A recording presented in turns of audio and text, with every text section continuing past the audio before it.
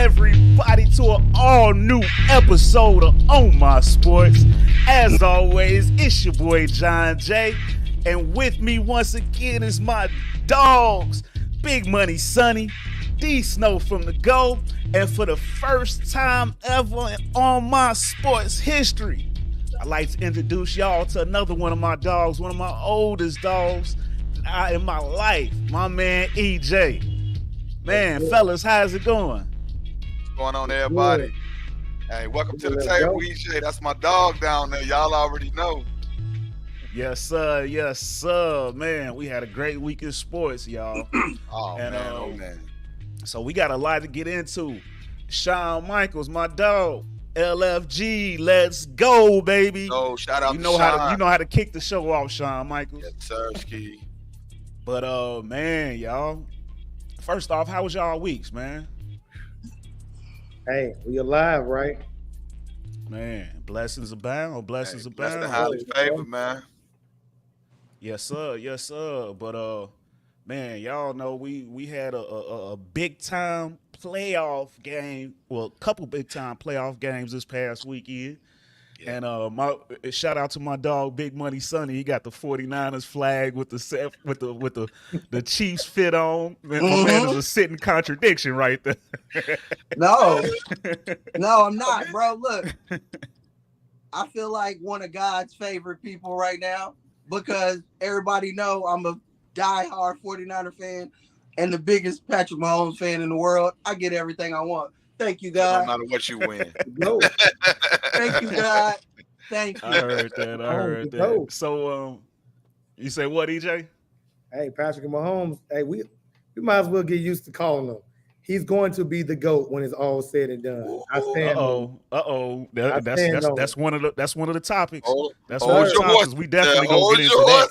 Yeah, don't. What I say, D Snow? Don't give away the milk yet. Don't give away the milk for free. Come on now. Little teaser. But man, y'all, we can go ahead and get into it. First topic of the day. This past weekend's NFL Conference Championship round recap. The 49ers defeated the Lions 34-31 in what they call a barn burner.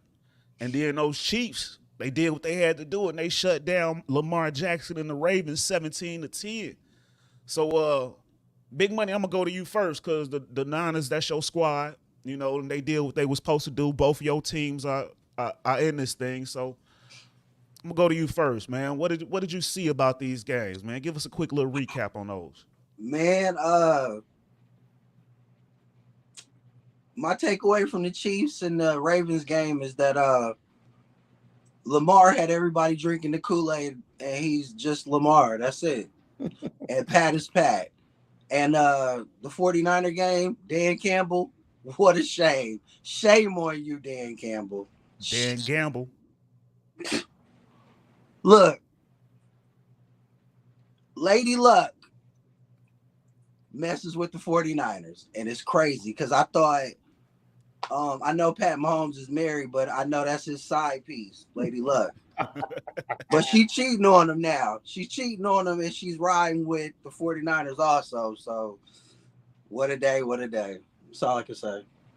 What a day. Yes, sir. Yes, sir. D Snow, what you got for us? Hey, that's the theme of the playoffs right there. Lady Luck, man. We going to talk about the whole time during the game through the chat, we talked about Lady Luck. That's what we've been seeing. Like, it's amazing. Like, and let's say this, first of all, I think I'm the only one here that picked both of the winners. You know? I think so. I think both of y'all went with everybody picked the 49ers. It was a sweep last week. But everybody didn't pick the Chiefs though. No, me and you picked the Chiefs. Y'all two picked. Okay, I picked the Ravens. Okay. I picked all the right, Ravens. Sonny, you with me? We Okay, all so you picked didn't fold on your guys. Okay. I mean, hey, I told you this. Hey, I learned a long time ago to quit betting against Pat Mahomes. It's something weird about the guy. I've been watching sports a long time. It's weird, bro. Like, it's like the game, bro. It reminds me of basketball, boxing, anything. It's like the game slows down for him. It's weird. It's like everybody else is playing at breakneck speed, but for him, it's like he's just taking his time. Like I talked about last week, that little 29-yard run, he was looking like a slot jog. He wasn't running fast. He was just like, you know. And that one throw this week, man, when he held the ball for about 10 seconds, got loose, got elusive, ran 1-2. He basically was playing basketball. He came off stride and then threw like a little like, dude, it was amazing watching him, man. But on the other side, Dan Campbell, I saw something online. Somebody says he's the type of dude that playing blackjack, and they flop him a 20, and he still says, "Hit me." Perfect. That's perfect. Yes, yeah. I thought that I was like hilarious, man. Like, hey, I'm so happy for the Lions and how far they made it. This might have been their only chance. They might not never make it this far again. Even Like, you do not, Campbell no said matter that. what you've done the whole season, you got to make different decisions when it's the time of your life and the game's on the line, and you have a chance to win it. And I'm gonna let it jump to my man EJ. But the one thing I gotta say about the Chiefs and the Ravens game, the number one defense ran 11 times against the worst running defense in the league. Ooh. Go ahead, EJ. Yeah. That's why they lost. So look, I'm gonna go back to that Detroit game, and to me, what it came down to was Detroit got away from what got them up in the first place. Now you look at, according to ESPN, like the Lions like physically dominated the 49ers. Like they came out, smacked them in the mouth. And I'm not gonna lie, I was all for the Lions winning because everyone goes to this. The script is leaked and it's going to be the 49ers and the Ravens. So I'm like, go ahead, Lions, bust that little script up. But the Lions had, on their first 3 touchdowns, they had 148 yards or 21 carries, and they were like 5.4 yards per carry before contact. They were dominating. So I know that we can go into the controversial calls about going for it, being super aggressive versus kicking the field goals. However, it's dangerous to play that game. The game that was played was continue to dominate and run the ball. And I believe they got away from that success. But going over to the other side where that guy that's going to be the GOAT one day. Yeah, we're seeing the GOAT. We're seeing it right before our eyes. We were blessed to see Michael Jordan, right? We're blessed to see LeBron James right now. Hey, we were blessed to see Tom Brady. Guess what we living in right now? The Mahomes era. Yeah, we've seen it. It doesn't matter if he's injured. Doesn't matter if he hurt, he's injured. Doesn't matter if he's playing against the Ravens defense. It doesn't matter. At the end of the day, Patrick Money Mahomes is going to come through. But I'm going to say this though. To me, the key of victory for the Chiefs was obviously what people not talking about. That defense. The defensive coordinator did a great job, dialed it up against Lamar, had the boy confused. Even when times Lamar could have took off and been Action Jackson, guess what he do? Nervous. Why? Because not only was the Chiefs physical, they also outsmart them. The game planning, the coaching. I believe I saw something where they said that the Chiefs they sent 5 or more rushers over 43% of the defensive snaps. Ooh. If you understand anything about football, the game is won and lost in the trenches. And when you send it, when you send the line and send the linebackers right behind them, you're confusing Lamar Jackson. They said, you know what? We're going to force him to be a passer to beat us. So to me, it's kudos to the Chiefs. The Chiefs they have unlocked something with that defense. It's like, hey, Pat, you know what? You do your thing, and we got you. So to me, I think everyone's expecting to see a shootout. Don't be surprised if you see like a 24, 21, or 27, 23 type of game where it comes down to the defensive backs or the linebackers of the Chiefs making great plays to seal the game for Kansas City Chiefs championship and to solidify another ring for the future GOAT. Yeah, Pat Mahomes. Okay. He should have been a bear. My dog EJ. Should have been a bear. But to that, I will say that he landed in a perfect situation. Yeah. If he would have went to the Bears, he might not be who he is today. No, he would. Andy Reid is one of the best coaches that ever touched the ground, man. Not necessarily. At the time, the Bears weren't necessarily set up for that. Wait. They had John Fox was the head coach. I can't remember who the offensive coordinator was, but he fell into the right situation. Andy Reid was maniacal enough to know how to deal with him.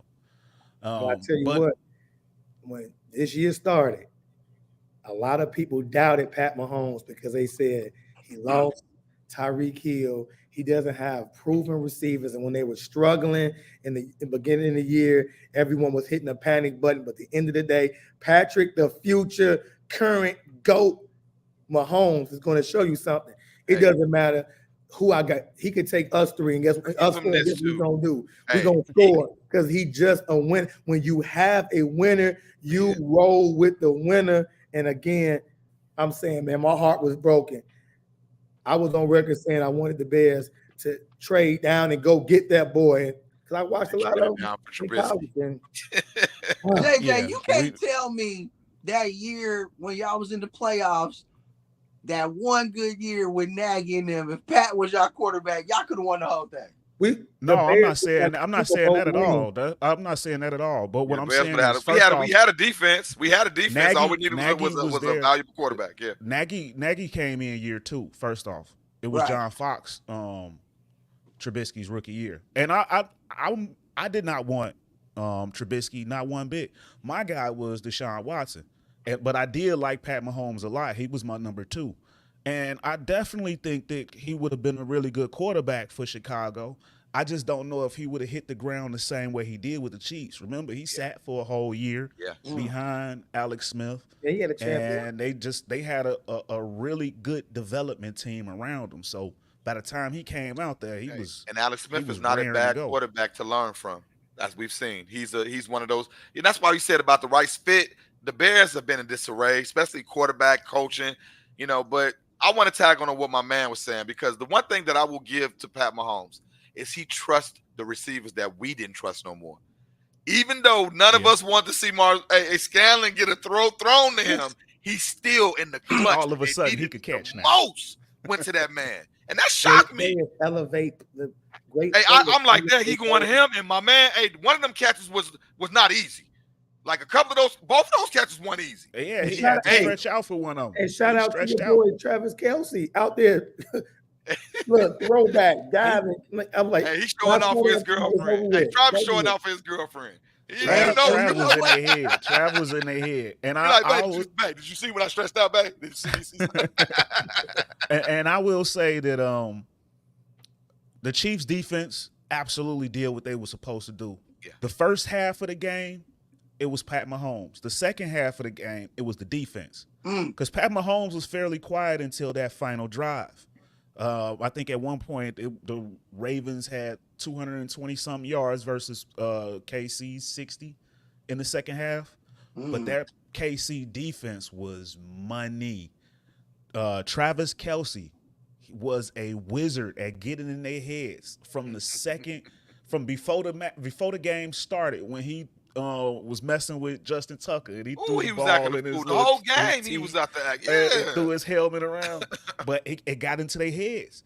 Yeah. And my biggest takeaway was, you can tell that KC had been there before. Yeah, the Ravens were so undisciplined, and I feel like they beat themselves. They had plenty of opportunities to win that game, but from Lamar to the with the horrible interception throw. Zay Flowers with the taunting penalty, Roquan with the personal foul, the fumble in the end zone. The lack of discipline really hurt them. Yeah. And when it comes to the Lions game, I thought that they just got outcoached. Dan Gamble tried to do a little bit too much, but Shanahan, he's been there before, and he proved that. Yeah. Just when everybody thought it was over, the Lions started, feeling themselves and taunting, acting like the game was over, and it was far from that. And another takeaway that I had from Andy Reid, after the game is over, you start to think about moments in the past that kind of led up to this. And the previous week, when they beat the Buffalo Bills, Andy Reid went into that locker room and he told his group, no, we're not going to dance. We're not going to jump around. We've been here before. We still got work to do. And on the other side, we saw, what do we see? John Harbaugh, he dancing with the team.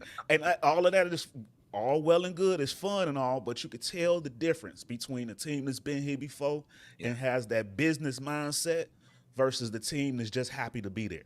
And Yeah. that's what I think that's what we saw in both games. Hey, John, to kind of piggyback on what you said before we transition, think about this though. We got to give, in Kansas City right now, they're saying in Spags we trust for a reason, right? Third down, to me, going back to what you were saying, the third down was the key. They were like, 3-4. They held the Ravens for 3-11 on third down. So that hurt the Ravens. And then the Ravens didn't score. They didn't get in the red zone at all. The final, 3 quarters of the game. Mhm. Right? Let's say it. Chris Jones was the best player on the football field Sunday. He terrorized. And what surprised me is that the Ravens didn't. He was just, it was crazy. It surprised me that the Ravens didn't take advantage of the lineman being out for KC. Who was it, Joe Tooney? Yeah. But that surprised me the most. The Ravens looked like the ones with backup linemen out there because Lamar was under more pressure than I've ever seen him. Right. So, yeah, Spags definitely, he did his thing. And look, like EJ said, real quick, like EJ said, the game's won and lost in the trenches. So the quarter, what do we always say about Lamar, JJ? Play the position. The position is quarterback, and that is seeing it, processing it, and getting it there with anticipation. He still can't see it. He still can't process it under pressure. And in the biggest moments, he can't get it there. He's still Lamar. I thought a lot of times he should have just took the run, but he waited too long to get into to decide. Yeah. Look, bro. But it was some great when they were running that man coverage. It was great down the field coverage. Like it was nothing there. And then that was a great game play all by the Kansas City. Different exotic blitzes coming. They were ready for him. The line rush. It was just. Lamar was seeing things out there. He was like, Hey, and when he did run, they made him pay for it. Yeah. They made sure they smacked him up real good. The game manager better be ready. We're gonna get into that. We're gonna get into that. Wait, don't EJ bringing milk, the man. The fire milk, this man. week. We giving away free milk, man. We gonna get into that. That's definitely a topic. But before we get into that, y'all know what time it is. The stage is set. It is official. The San Francisco 49ers will face the Chiefs Sunday, February the 11th in a Super Bowl 49 rematch. I know I went to you last, Big Money, but I'm going to go to you again because these are your teams. This is a rematch. They've been waiting on it. Come on with it, man. Let's go. And this is going to be just a quick preview. We're going to give a full breakdown as well as our picks next week. But just now, what are you expecting to see? What do you want to see? Key points about this matchup, stuff like that. Yeah, we'll get to this later. But Brock Purdy is not a game manager, but we'll get to that later. But yeah, I don't think this is going to be a defensive game at all. This is the first to 30. And the last I checked, 49ers are the better scoring team with the more weapons. No Tyreek. It's completely different. No Jimmy G. No game managing Jimmy G. The X Factor, Brock Purdy. So it's going to be something. What's his name? What's his nickname? I'm not Glock Purdy. Glock Purdy. You know what I'm saying? So with that being said, I'm gonna give you one. I know what's gonna happen, but I ain't gonna say nothing until next week. I know what's gonna happen though. Trust me, these are my teams, and it ain't got nothing to do with numbers and analytics and all of that. Anything you looking for in particular? A particular matchup or anything like that? Kyle Shanahan versus Andy Reid. Okay. Y'all thought I was gonna say player. Nah, it's not that. This isn't that. This is chess, not checkers. This is Kyle Shanahan versus Andy Reid. Straight up. I know the Dragon's over there. I know Pat Mahomes is a dragon. He's the dragon. I know that. But this is something else. This is something else. It's going to get wicked. That's all I'm going to say. It's going to get wicked. EJ, go ahead. Come on, hit us with it. Well, like I said before, I believe that the key is going to be actually the defense. Can they shut down the quarterback? But not who we think. All right. The Kansas City Chiefs, right? Despite injuries, can they, for one more week, can defensive coordinator Spags put together a game plan to slow down? What's his name again? What's your name? What you say? You said Glock Purdy. Yeah. Can that Glock jam? We're gonna see a jam. All right. So I'm gonna see. I'm looking forward to seeing the pass rush slow down your boy Glock. Jam Glock Purdy. All right. Yeah. So that's my key matchup. No, again, the trenches. That I want to see what the defensive line and what blitzes is gonna Spag is gonna come with the linebackers to slow down the passing game. I know everyone say what about the best running back in the NFL in McCaffrey, but I think again McCaffrey's going to get his yards, but it's going to be, can you force the game manager to be a game changer? And I believe that the Kansas City Chiefs will be victorious by slowing down your boy Glock Purdy. It's going to be an ugly night for him. Nah, it's not, because like you said, bro, I want to see the exotic blitzes too, because Glock Purdy is #1 in the league with 14 touchdowns against any blitz. So come on with it. Bang, bang. I can't wait. Niner gang. I can't wait till next week when we get our full breakdown. Bro, It's I going can't down. wait, bro. Glock with the switch. I can't wait, bro. I can't wait till this full breakdown. I feel like this is going to be a battle before the game. I love how EJ. I love his whole delivery and everything, bro. I'm so glad you came today, bro. It's a pleasure, man. I just hope you love my delivery next week when I hell yeah, I love it. Because you know the Kansas City Chiefs got a top 10 defense and shutting people down in the red zone. Can Glock Purdy come through when it matters? We're gonna see. Look, bro, there's no way that I'm gonna sit here and disrespect the greatest that I ever seen and say that he could beat Lamar Jackson and Josh Allen at their crib, but can't beat Glock Purdy. Come on, I would never say that. I would never. So before I let y'all go ahead and answer the next topic, let's go ahead and shoot to D Snow. I love it. I love the heat in the kitchen. Hey, if you can't take the heat in the kitchen, then get out. Get out. Get out of there. Hey, like I said last week, the biggest thing that I've learned, I'm a sports guy, man. I love watching sports. I'm not a big analytics guy. I don't like looking at the numbers. I love eye tests. I love watching the games, experiencing the games, watching everything that goes with it.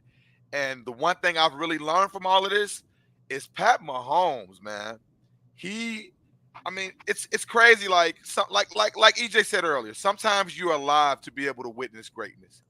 You know, seeing Michael Jordan play, seeing, Wayne Gretzky play, seeing, Mike Tyson box, it's just greatness. And what we're seeing with Pat Mahomes is greatness. And at this point, like, it's starting to get to that situation where it's like how it was with Michael Jordan and how it was with Magic Johnson and Larry Bird and them, where guys get caught up in the lights, man. Dudes is like, oh, there go Pat Mahomes. Like, he's starting to turn into that guy. Once you turn into that guy, the guy that people want to get your signature and you're playing against him, I just want his jersey after the game. That's when it's a problem. Because now you forgetting we got to play this man. You can't get caught up in the lights. But that's what Pat Mahomes is starting to turn into right in front of our eyes. Not just a all-star, but a superstar, a universal superstar where he can go anywhere. And that's Pat Mahomes. And I'm excited to see where we're going to go. I think it's going to be a great game. It's giving both teams a couple of weeks to get ready, to get a lot more energized. What EJ said is something I've been saying since this playoff started. The one thing Kansas City didn't used to have was a defense. They got a badass defensive backfield. Chris Jones is playing unconscious. I mean, at this point, I don't know what to say. The trenches are being won every game by them, and it's weird, like I said earlier. And so, I know it's too early, but unless I see something else, and I think, like EJ said too, they're out with this little chip on their shoulder that we got to show people that we don't need Tyreek. I got this little kid named Rice, this rookie. Oh, he going crazy for me. Watch this. Now, now you watching Rice? Huh? Watch this, Kelsey. Like hey, bro, I'm excited, man. It's gonna be a great Super Bowl. I think it's not gonna be as close as y'all think, but we'll get to that shortly. Shout out to Shawn Michaels. He says fire. Appreciate you for that, brother. But yeah, one thing that I'm looking forward to seeing is, aside from that Mahomes, my auto connection with Kelsey, I like to see another rematch between the two best tight ends in the league. Yes. With Kelsey and Kittle. These two guys head up the tight end conference every year. These are the staples of the position. So I'm definitely looking forward to seeing that. And like Big Money said, the coaching battle. Andy Reid, Kyle Shanahan are both some maniacal play callers. I'm definitely feeling this matchup. And that battle of the trenches. Chris Jones has earned a stupid check this offseason. And I hope that Chicago gives it to him, but that's a whole nother story. But yeah, man, I just can't wait to see that. And then I'm hyped to get a rematch to see if things look different. Like you said, no Jimmy G this time. They got a better quarterback at the helm, and love it or hate it, the stats do show that. So definitely can't wait to see that. No Tyreek Hill, but Kelsey is leveled up. Rashee Rice, great rookie season, playing even better in the playoffs, which is the second season. Pacheco. And Pacheco, that boy runs so hard. I heard love somebody Pacheco. say on the broadcast last week that even when he get off the bus, he walks angry. He hit the ground angry. So definitely a shout out to him. But just Rashee Rice, I want to show him some love real quick because I watched him a lot. He's down here at SMU. SMU is right up the street. Right up the block. So we got a chance to see a lot of Rashee Rice, and that was one of my guys in the draft. I was hoping that was, of course, I want everybody to go to the Bears, but that was somebody I definitely wanted. I know I called a few people and was like, "Oh, the Chiefs got Rashee Rice. Watch out for him." But the kid is dynamic, and he's showing up, and he's gonna be a big factor going forward for this Kansas City Chiefs team. Anybody else got anything else on this matchup before we move on? That's good. We'll All get right. into it next week. I'm gonna go to you on this Can't wait. one. On this next topic, I'm gonna go to you, EJ, first, because you keep bringing it up and hitting at it. You giving away the milk for free, so now we finna go ahead and just milk Pour this the milk. cow. Pour the milk. We finna milk this cow. We finna milk, or should I say, milk this goat? Good milk. But man, so is Pat Mahomes the GOAT? And if he's not, what else does he need to do? Ooh. So, as of right now, I wouldn't say that Patrick Mahomes is the all-time GOAT right now. Not right now. I believe, look, Patrick Mahomes wins this one. We can start having a very serious conversation. And look, I'm a huge NFL fan. Look, one of my favorite quarterbacks of all time. It's gonna sound crazy. It's gonna sound real crazy, but Aaron Rodgers was one of my favorite all-time quarterbacks. John Elway, great quarterback. But you can name them. Just list the quarterbacks. Brett Favre, I'm taking Mahomes. Aaron Rodgers, I'm taking Mahomes. And I'm talking about in context. You put that mindset and that skill set and that heart in the same situation. I'm taking Mahomes. Roethlisberger, right? Talking about recent good quarterbacks, right? I'm taking Mahomes. It's gonna sound crazy. Peyton Manning, I'm taking Mahomes. In the playoffs, I'm taking Mahomes. Crazy. He big game Mahomes. So like I said, like 6 straight conference championship games in 6 years of the starter. All right, it's 4 Super Bowl appearances, and then he got 2 Super Bowl rings. I mean, he has He has a plethora of NFL records. All right, we don't want to bore you all with naming all those records right now, but sometimes you take the statistics and you combine it with what? The eye test. And it's okay, people. It's okay to acknowledge what we're seeing. Yes, our eyes are not deceiving us. The statistics, the analytics are not deceiving us. This man does it all. Patrick Mahomes, in my opinion, I'm standing on it. He will be the GOAT. And how many championships would this be? If he when he wins, it'll when be he number wins, 3. how many would it be? 3. It'll be number 3. And how many years has he been in the league? 6 years as a starter, 7 How old is overall. Patrick Mahomes? 28. 28. If you telling me that Tom Brady can do what he did with the longevity that he had, you mean to tell me that Patrick Mahomes can't pull it off? And then we got my final point on this is this, kind of what we was alluding to earlier, his supporting cast. Okay, Andy Reid, right? Listen, people were all on Matt Nagy, right? Right or wrong, right? People are all going in supporting cast of the Chiefs. Every year, it seems like it's something that can derail Patrick Mahomes, right? His pretty much his rise to fame. And then here come Josh Allen, the newest Josh Allen, Joe Burrow, right? At the end of the day, Patrick Mahomes is showing you got me a stacked offense with not so good defense, I can win it. You take away my stars. My number one weapon is injured. People thought that Kelsey was going to ride the wave, the Taylor wave, ride the Taylor Swift wave into retirement. Guess what happened? Come up big in big games. It's Patrick Mahomes. He has the it factor. He can show it with what? With a stacked team, with not so much a stacked team. Patrick Mahomes is that dude, and he's the type of player that elevates everyone. I know it sounds cliche, but he elevates everyone around him. That defense, that offense, the special teams, the fan base, the coaching staff, they all believe that, you know what, if we keep it close, there is no way that Purdy's going to outplay Mahomes. There is no way. We went on the road, knocked out the Bills. Went on the road, knocked out the Ravens, who everyone just said is going to be the battle of the two best defenses in the league. What happened? The defense did their job, and when the GOAT, Mahomes, had to come up, had to stand in the pocket, make big plays, had to scramble and make big plays, he made the big plays. How can you go against him? So, yes, one day he will be the GOAT.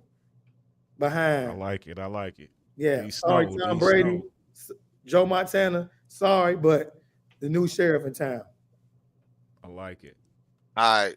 Well, I do truly believe that Pat Mahomes is a great talent, and he's showed me over and over again that he's on his way, barring injury, barring Jesus Christ coming back.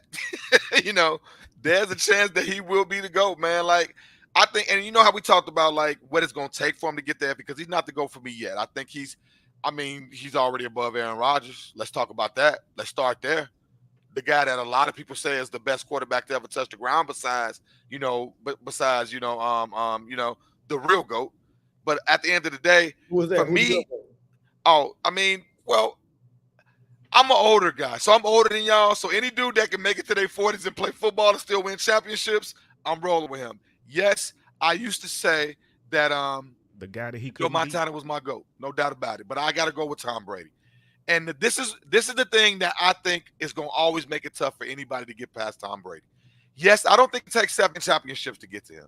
7 championships is tough to do in any sport, especially football. We all know making it to the playoffs every year in football is very, very hard to do.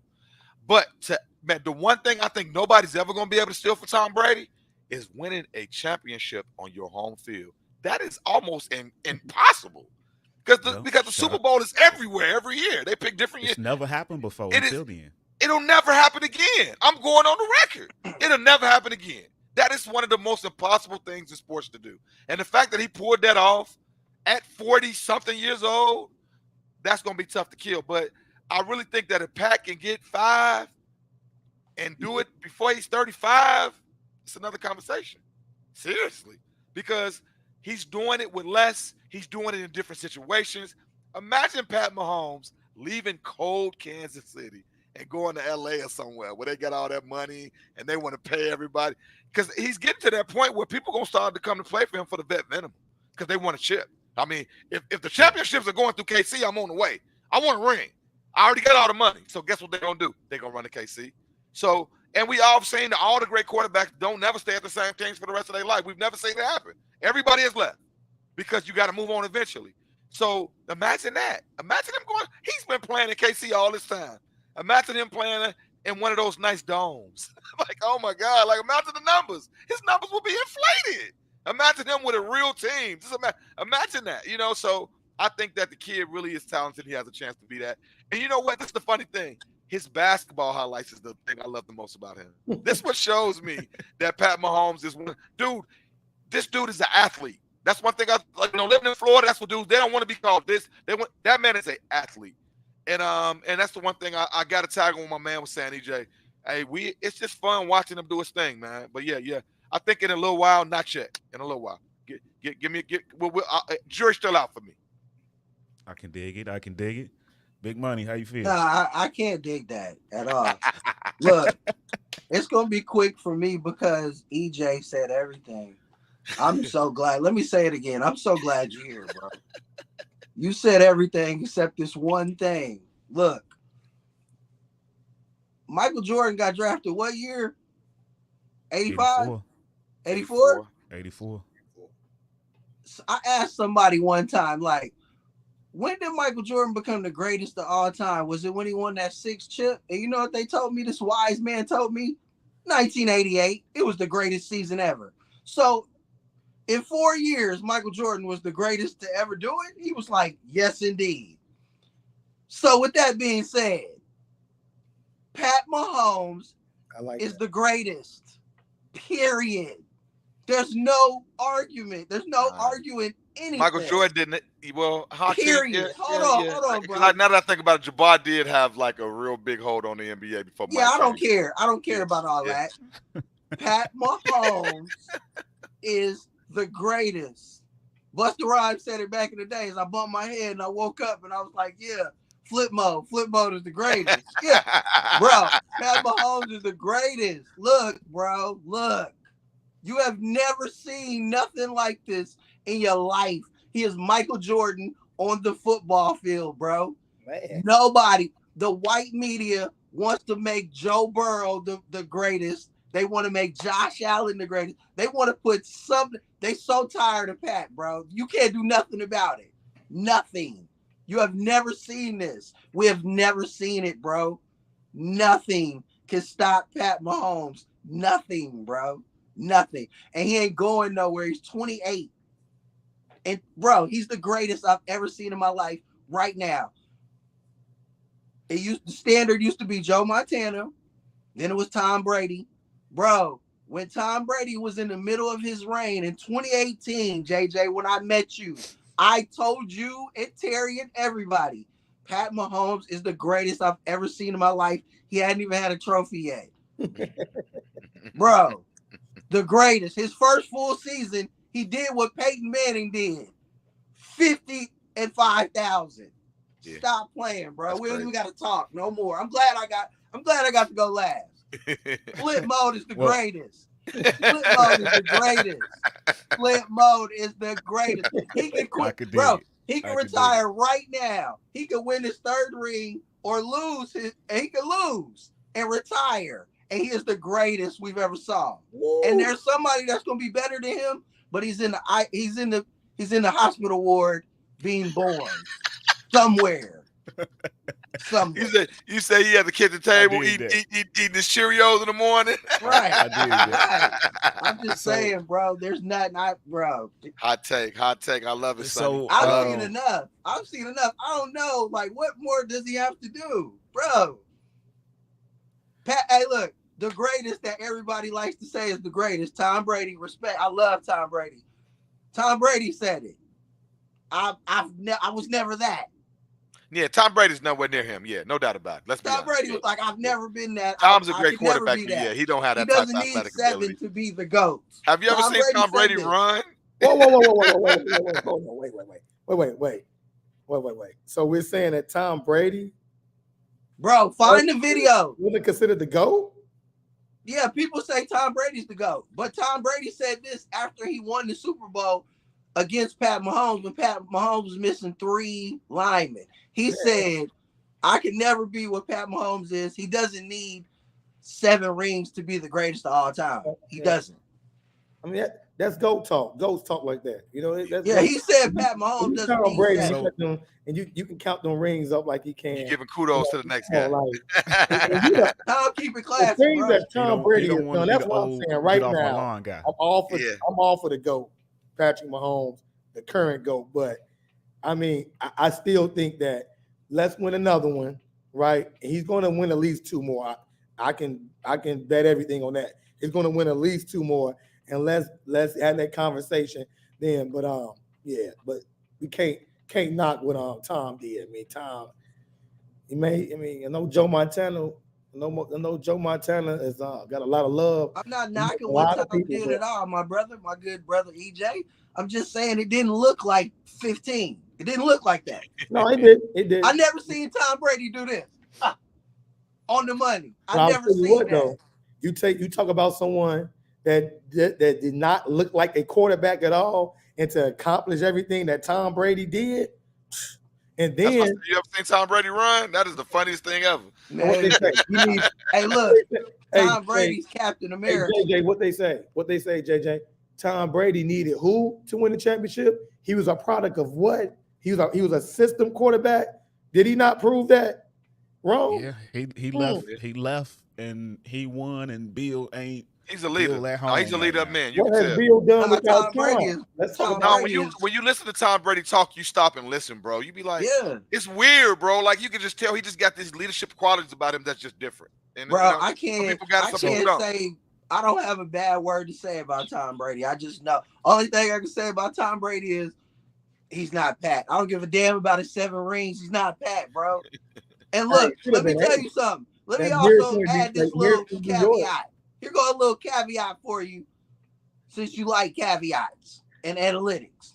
But this is not that. Look, if it's not for D Ford offsides and 3 missing offensive linemen, Tom Brady he doesn't beat Pat Mahomes. I ain't gonna lie, that would have been big. If he'd have pulled that one out of Tom Brady, we having a different conversation right now. Tom Brady threw a pick. D Ford was lined up offside. Pat Mahomes missing 3 linemen. And he was still better than Tom Brady in that Super Bowl. He's not better than him. I don't care about his rings, bro. He's not. He's not if that. It wasn't for David Tyree, who had probably the most miraculous catch ever, right? If it wasn't for that, then we'd be talking about not 7, but how many? I mean, and like we all say, from where we all come from, what's the word? What's the wise saying? If was a 5th, we all be what? What ifs is we all be drunk to the mama. So baby. I like everybody's take. And one thing I'm gonna have to disagree with Sonny on is I'm last. I get the chance to do mine, but I'm gonna keep it brief because y'all pretty much said everything. Yeah. So officially, I can't give him the GOAT title yet, but I will say he's the greatest talent I've seen yet. Yeah. Right now, officially, Tom is still the GOAT. 7 rings. He did it with and without Bill, and he beat Pat twice in the playoffs. Pat has not been able to get past Tom, whether it's luck, whether it's somebody else, whatever the case may be. Facts. It plays a factor into the situation. And shout out to Shawn Michaels. He with you on that one, Sonny. He say Pat is the GOAT. But he like that. I think I like to call him the baby GOAT. He is definitely on his way. And if he wins one this year, that would definitely help his case. But it's hard to put that in front of Tom's 7 rings. But again, I'll say he is the most talented player I've ever seen, the greatest talent I've ever seen. Sonny, if you can remember when we worked together, I was with you that year he started. and he threw for 5,000 yards and 50 touchdowns, I was standing on desks and tables talking about how good that boy was. I was like, this is special. I was like, who does this since their first year as a starter? This is insane. So the trajectory is definitely heading to GOAT status. I can't give it to him just yet. I do agree that he doesn't necessarily have to win 7 for me to give it to him, but I would say at least 2 more. Yeah, I would say at least 2 more. Okay. Gotta have. Hey, let me at ask least you a 4. quick question. Let me ask all y'all a quick question. By me saying what I said about Pat being the GOAT over Tom Brady, does that make me sound like the youths that be like LeBron is better than Jordan? No, I will say no because of this. The difference between the LeBron and the Jordan conversation is Jordan did more in less time than LeBron, whereas Pat is getting it in quick. Like he's doing more in less time. Right. So, okay, because I don't want to sound like the dudes that be hammering that LeBron is better than Jordan thing, because that's not what I'm trying to sound like at all. The No, only I time you definitely sound get bad what is you're when you saying. talk about Glock Purdy. That's the only time we got a problem with you. Okay. You know what, D Snow? I'm glad you brought that up, D Snow. I'm glad you brought that up because we're gonna use that as the perfect segue. But although I'm glad you brought that up, D Snow, I feel like EJ is gonna get this conversation, is gonna give us a lot to talk about in this conversation. Yes. So I'm gonna go to him first. Let's Yes. go. So EJ, question now: is Brock Purdy more than a game manager? All right. And I'm a reel some numbers off for you real quick. Come on. In the championship game against the Lions, 20 of 31, 267 passing yards, 1 touchdown, 1 interception, 48 yards on the ground on 5 carries. The regular season, 5th overall in passing yards, 4,280, 4th in completion percentage at 69.4, 1st in yards per attempt with 9.6. and 5th in yards a game with 267.5.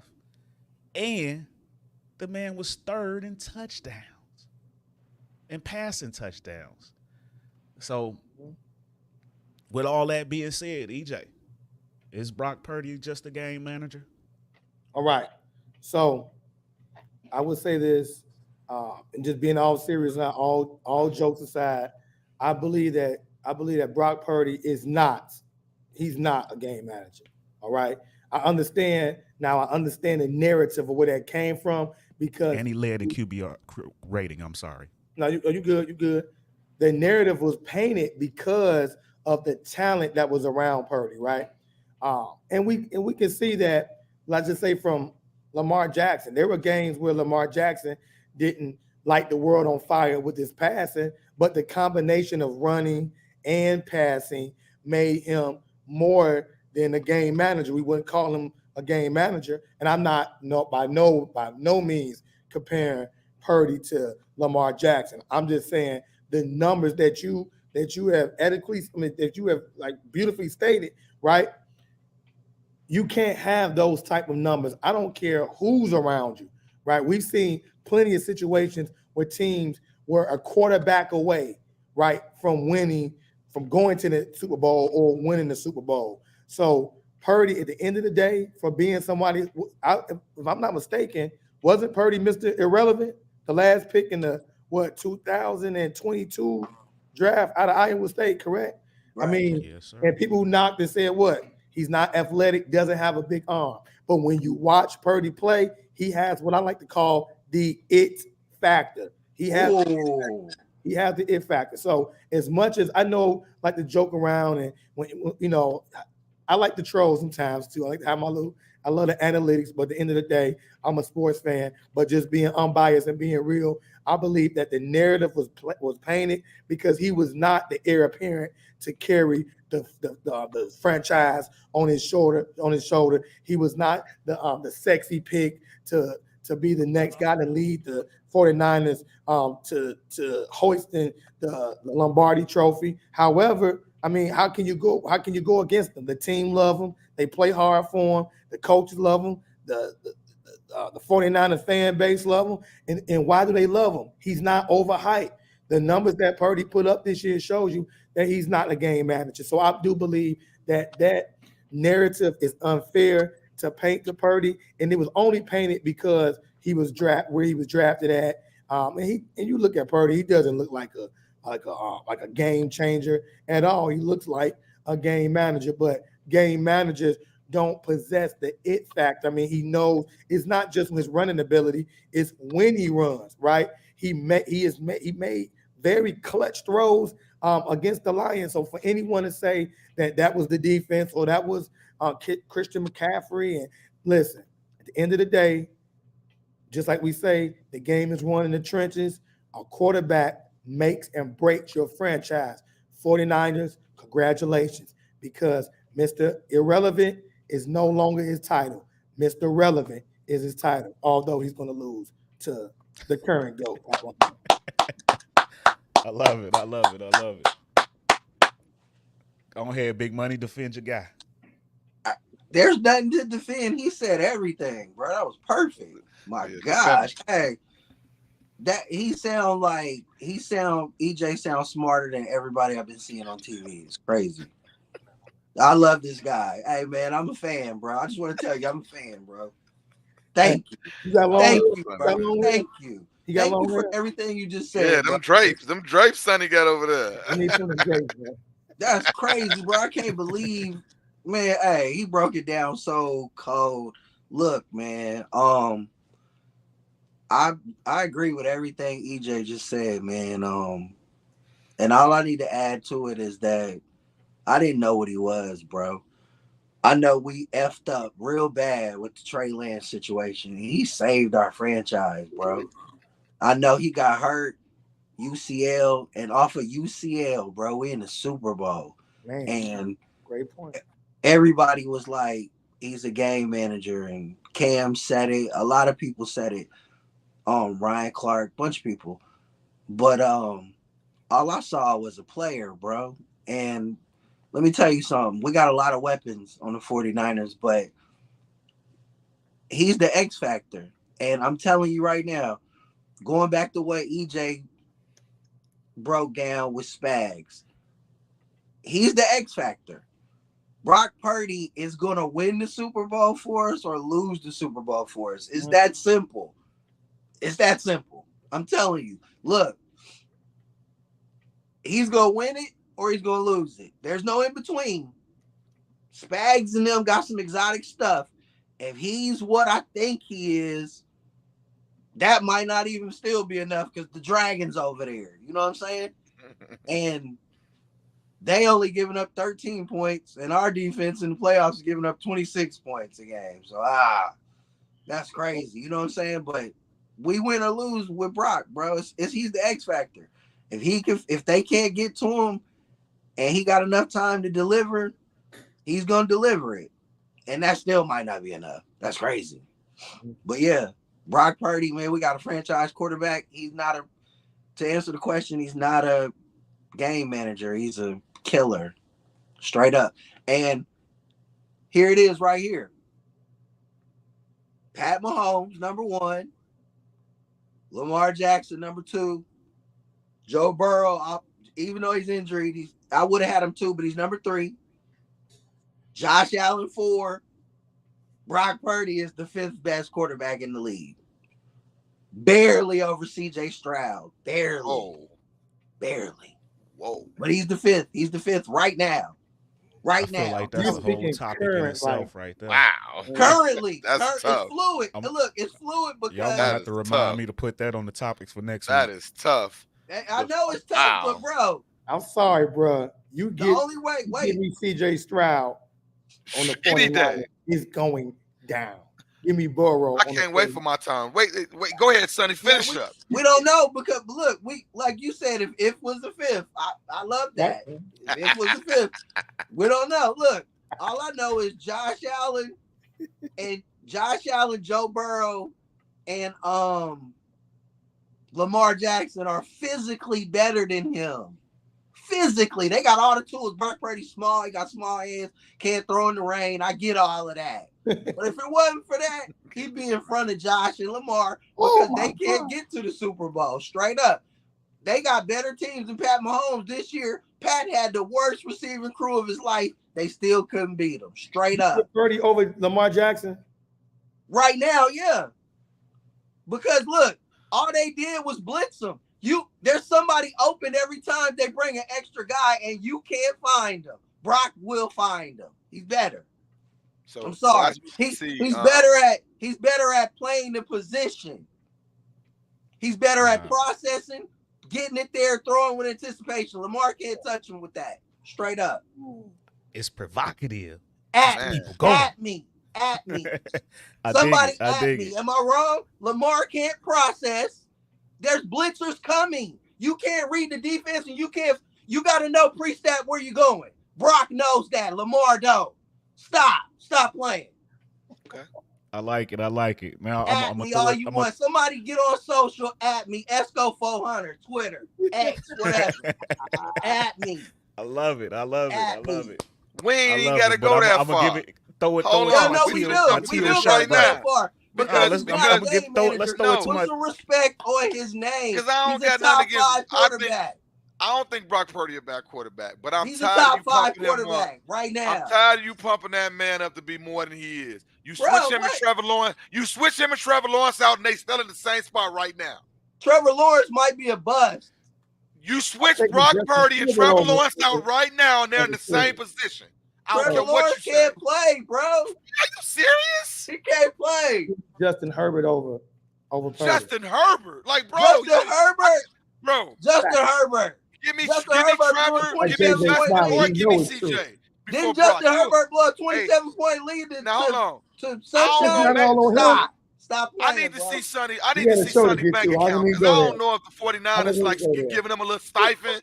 Because man, he is drinking the Brock Purdy Kool-Aid. What? No, bro. Hey, look. Lamar Jackson can't read defense, bro. Okay. I didn't have a chance to pull up Lamar Jackson's offensive line, but I had enough time to pull up Brock Purdy's. So, Brock Purdy's offensive line. First of all, I'm gonna save him for last. We're gonna go with Buford. Buford is one of the best offensive right guards out there. Center, Brindle. Left guard, Banks. And then let's talk about the baddest man on the earth, Trent Williams. Bro, that is the baddest offensive lineman in the game. Everybody's scared of him. Remember that game against the Jags? Them boys start trying to, let me go this way. Nobody want to see him. Trent is the dirtiest. Like, bro, the reason why Brock Purdy has so much time to do all of that, he has the best offensive line in the game. No. Sorry, bro. Hands down. The San Francisco 49ers spend money on their line. That's what they do for a living. They're going to always have a good line. They always have. And I'm not knocking Brock Purdy, but you are lifting him up on a pedestal that he don't deserve yet. He got to show me something. All I'm saying is hold on, and I'm not down with that. That's it. I'm not down with that. The other reasons why Brock Purdy is such a good quarterback to you, he got the best wide receiver right now in the game. Let's start there. What? Right now, statistically, who puts up numbers, who makes it easy for Brock Purdy? CMC is the baddest white boy on the earth. He's, to me, the baddest white boy ever touched the football field when it comes to the running back position or wide receiver. The boy bad. What my man say, that boy bad. I'm going to do like my man be doing. Like, come on, let's talk about it. You know what I'm saying? Hey, the games that my man Debo is not out there, Brock Purdy's not the same. When Brock, we all know what Debo is. He's a running back and a wide receiver. He makes the game, man, stop it, bro. Wait. And then this the thing. I don't hate Brock Purdy. I don't hate him, no. I don't hate him. Debo wasn't out there that last drive to win the game against Green Bay. Stop. Bro, and y'all almost lost it. Green Bay almost went to this game. We don't want to go there. That's just old stuff. Look. Hey, Green Bay was this close to beating y'all. But Lamar had his moment. Lamar had a moment to do it, and he couldn't do it. Brock Purdy showed us 2 times in the same postseason. He could do it in the moment. Hey. Put me in the moment. Let's not pretend that their Lions defense is the Chiefs defense now. Let's not pretend that either. Hey, not at all. I'm not. Let's say this. The Lions lost that game more then the San Francisco 49ers won that game. Nah, The Lions lost that Dan game. Campbell, They had bro, control Dan of that All right. game. Let's let D Snow. Let him make his point so we can keep Yeah, this but I thing mean, moving. like, but this is the thing. I mean, I want to say this. I don't think Brock Purdy's a bad player. I think, especially where he was picked, what he's done to still be out there. I mean, he had a little injury last year that derailed him a little bit. But to get him back out here, he has played his butt off. So I'm not gonna knock who he is as a player. But to me, I still think he's just, man. In life, we all want to be set up to win. He's set up to win better than any quarterback in the NFL right now. And Wow. I'm done. And I'm gonna piggyback off of that. I'm gonna say, for one, to the question, he's definitely more than a game manager. He's not a game manager. I won't go so far as to say he's the top 5 quarterback in the NFL. He had a top 5 season. Okay. I will absolutely give you that. I will 100% give you that. But as D Snow put it, my teal shirt brethren, he was put in a position to win. This was a team that we all knew coming into the season that it was all about the quarterback. As long as they had a decent enough quarterback who wouldn't give it up, they were set to win. Everybody knew that. 2 all-pro receivers, one of the best lines in the game, the best running back in the game, the second best tight end in the game. All he had to do was not fail. But definitely he went above and beyond. And it honestly, it makes you think what would have happened last season if he didn't get hurt against the Eagles. We might have saw this might have been a back-to-back situation for him. Now that was going to lose, but you know. Well, I mean, hey, the weapons that he had, the coaching staff, he was put in the greatest position. I mean, Jimmy G is nothing now. Like, he is utter trash. They got the best out of Jimmy G that anybody else. Nobody would have gotten that version of Jimmy G. Thanks. So that was easily the best situation. That team is set up to win from the defense to the offense all around. But he had an amazing season. And I will say, yes, the Lions lost that game due to some bad decision making, but Brock stood on it. Brock stepped up big time in that game. They could not stop him in the run, so I definitely got to give him props.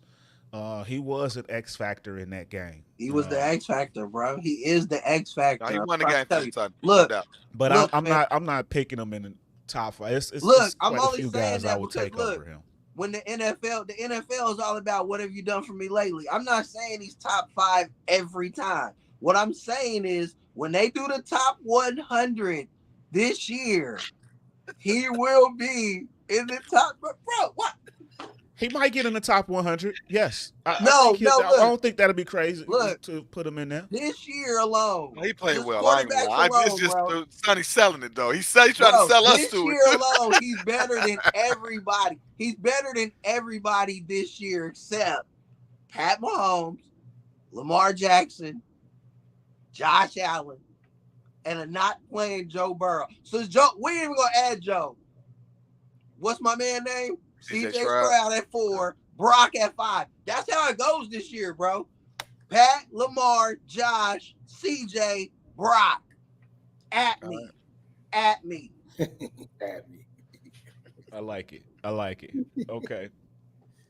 So moving along, and I'm glad somebody mentioned, I think EJ mentioned Justin Herbert. I'm a big fan of Justin Herbert. I think that he is a special talent that he is now about to go into a much better situation with a staff that can handle him. We talked about it last week, but it was official a couple days after we aired. So Jim Harbaugh officially named head coach of the LA Chargers. And Jim Harbaugh got a hell of a record, 44-19-1 as an NFL coach for the 49ers. A 740 winning percentage. Man. 74-25 with a national championship for the Wolverines, a 781 winning percentage.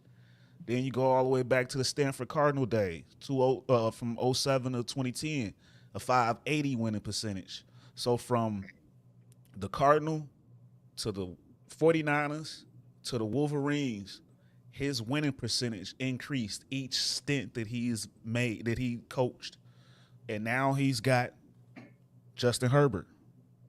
So my Teal brother and D Snow, I'm gonna go to you first on this one because I've been giving everybody else all Yes, the I'm first excited round to love. go first on this one. So Hey, what do you think Harbaugh does for this team? oh man, I look at this as when Mark Jackson got fired from the Golden State Warriors and they brought in Steve Kerr. Ooh. I It's like that that. type of situation I like where he's that. coming into a ready-made team. The offense is banging. You got a nice running back. You got a good quarterback. You got some nice young wide receivers. I Top mean, 5 pick. man, you got top 5 pick. You got a nice offensive line. Let's hit the defensive side. You got Mack. You got Bosa. You got James. They got some bodies out there. I'm not talking about guys at the end of their career, except for probably Mack, but Bosa and James anchoring your defense. And then you got Herbert at, oh, man. Oh, dude, this is a match made in heaven. We talk about this all the time with football, how sometimes you need that right coach with the right quarterback. I think these guys are going to mesh. I think the one thing I've been seeing a lot about Jim Harbaugh that I love, that people say, Jim Harbaugh is a God's guy. He just gets along. You can't find a person out here that can say something bad about him. Everybody loves him. The players, the coaches, the families. He's that guy. He's going to Except bring for that the love in. NCAA. Oh, come on, man. Stop being a troll. No, but on the real, like, I really look at it, this is a chance for Harbaugh, and I feel like it's unfinished business. You know, when he left San Francisco, he left, winning, things were looking good. It was a little controversial. I think this is his chance to come back, and if you know anything about the Harbaugh family, dad has won one, his brothers won one. He wants one. I think he's going to get one. Go ahead, man. Wow. Now, We'll contender, and before I go, contender yet, I don't know.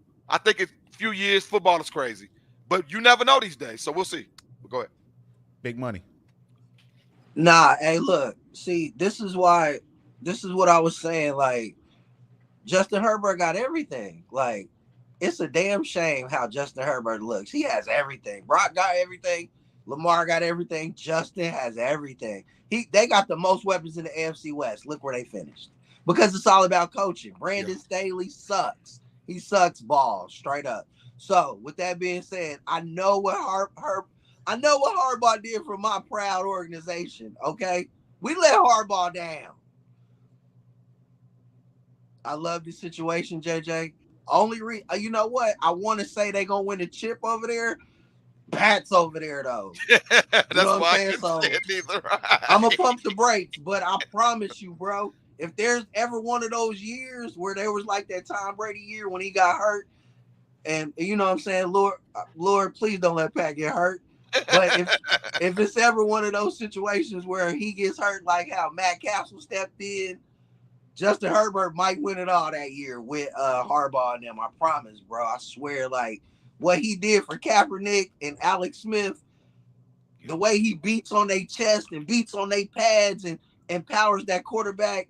He played for that organization, bro. Like, I think it's gonna be magical, and it's already the AFC is gonna be crazy, bro. Like every year, it seems like the winner of the AFC is gonna win the Super Bowl. That's how crazy it is over there, and I think what's about to happen is it's gonna be special, and I don't think the league is ready for it. And I'm, as a 49er fan, I know we got it.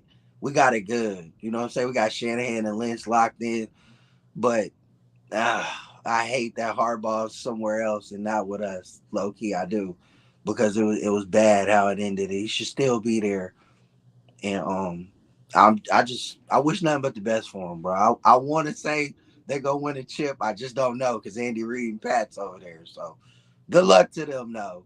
But they're gonna be competitive, and if they keep the squad currently constructed as it is, and all they do is add Harbaugh, and he brings his coaching staff and his style and changes that culture, they can hit the ground running right away.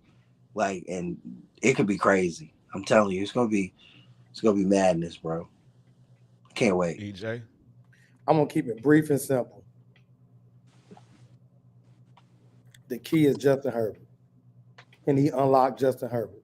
Oh, he Justin will. Herbert is a phenomenal talent, big arm. You can argue, you can debate that he probably has top 2 biggest arms in the NFL. He can make every throw. What's the problem with Justin Herbert? The clutch factor. All right. Look at the last 3 games of the season. 217 yards, touchdown, interception, 75.7 QBR. That was against Baltimore. Okay. Let's go against New England, right? Who's picking what in the draft this year? 3. All right. 212 yards, no touchdowns, no interceptions, a 75.5 quarterback rate. And then against Denver, 96 yards, no touchdown, an interception, 45.2 quarterback rating when you had to get a win, when you had to get it done. Jim Harbaugh, your success is going to be latched on directly the big shoulder of Justin Herbert. Can he unlock the clutch factor? We shall see.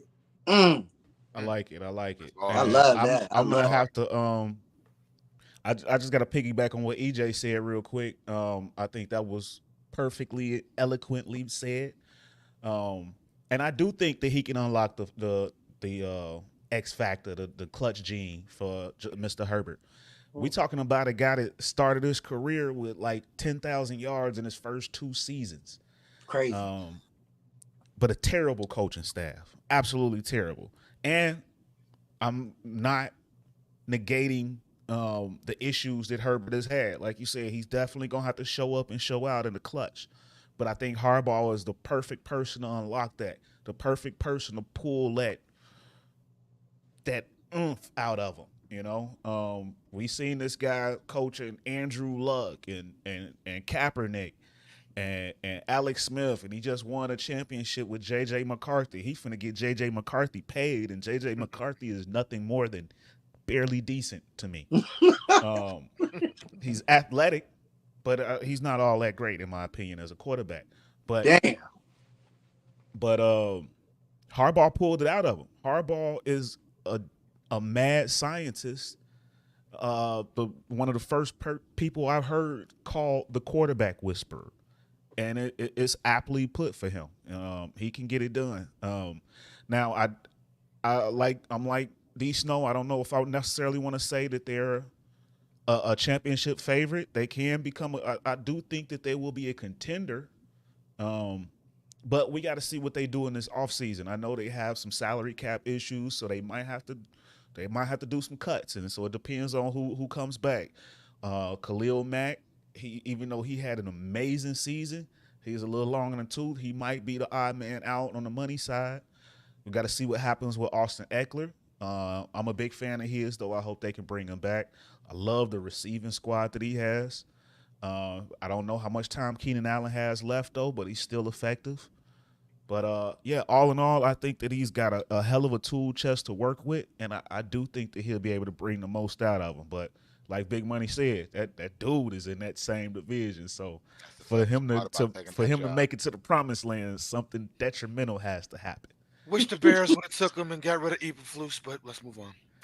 I agree with you there. The Bears know how to. Don't get me wrong. I like 𝑒berflus, and I'm not mad that he's back. But I would have done.